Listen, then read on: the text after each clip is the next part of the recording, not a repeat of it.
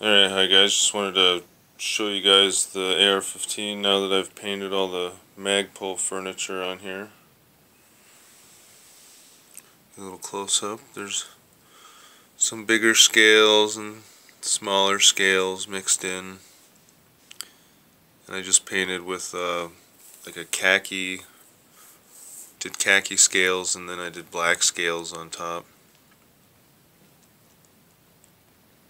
Just wanted to show you guys this. Just gonna flip it over here for you guys. Let me know what you guys think.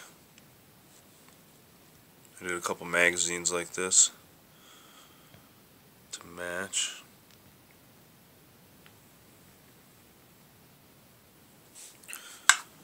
Yeah, just thought I'd let you guys see this.